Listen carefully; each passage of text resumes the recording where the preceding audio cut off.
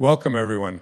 Today, I want to talk to you about a subject that holds the power to transform your life, relationships, health, and success: learning to control your mind and emotions. In a world full of chaos, pressure, and emotional triggers, it's easy to let our minds run wild and our emotions take the driver's seat. But real strength, the kind that sustains you in hard times, lifts you in good times, comes from mastering your inner world. You are not your thoughts. You are not your emotions. You are the observer, the controller, the creator. And once you learn how to control your mind and emotions, nothing external can destroy your internal peace. Let's take 6 powerful keys that will help you master this control and live from a place of power, peace, and purpose. Your mind is a tool, powerful but often untamed. It generates thoughts constantly, most of which are unconscious, repetitive, and emotionally reactive. The first step to control is awareness. Think of your mind like a wild horse. If you let it run wild, it will drag you in every direction. But if you train it, it will take you where you want to go. You must realize that your thoughts are not always true. Just because you think something doesn't make it real. Learning to separate yourself from your thoughts, becoming the observer rather than the thinker, allows you to take control. Meditation, journaling, and moments of stillness are practices that help you become aware of the mind's patterns. This awareness is the beginning of freedom. It's not about stopping the thoughts. It's about not being controlled by them. When you understand your mind, you stop reacting and start choosing. You don't feed the negative thoughts. You don't spiral into self-doubt. You recognize what's happening and shift your focus. We all have emotional triggers, moments or words that spark anger, sadness, fear, or shame. These triggers come from unresolved wounds, past experiences, or deep insecurities. To master your emotions, you must first understand your triggers. Ask yourself, why did that upset me? What am I really afraid of? What part of me is hurting? When you become aware of your triggers, you gain the ability to respond instead of react. Instead of exploding in anger or shutting down in sadness, you pause, observe, and breathe. Breathing is your superpower. It activates your parasympathetic nervous system and brings you back to calm. The more you breathe consciously in difficult moments, the more you strengthen your emotional control. Use each trigger as a lesson. It's not about blaming others. It's about learning what needs healing within you. The more you understand your emotional reactions, the more empowered you become to rise above them. The mind tends to default to negativity. It's part of survival. But in the modern world, this constant negative bias causes anxiety, stress, and unhappiness. To control your mind, you must discipline your thinking. Reframing is the tool of mental warriors.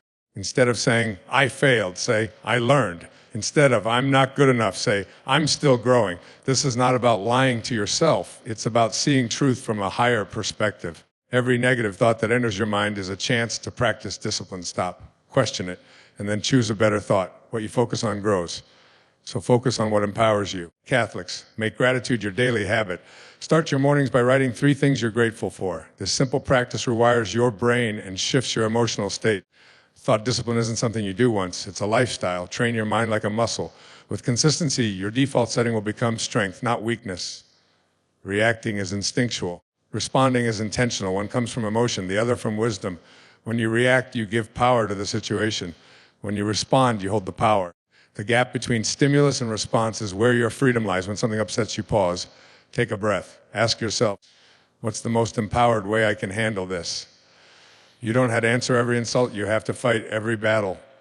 You don't have to explain yourself to everyone. You choose where your energy goes. When you learn to respond with calm, grace, and clarity, you step into emotional maturity. You no longer live in reaction mode. You live from alignment. That is true power. Practice the pause. It could save your relationships, protect your peace, and guide your decisions. Emotional intelligence, EQ, is your ability to understand, manage, and express your emotions and to recognize and influence the emotions of others. Unlike IQ, which is fixed, EQ can be developed.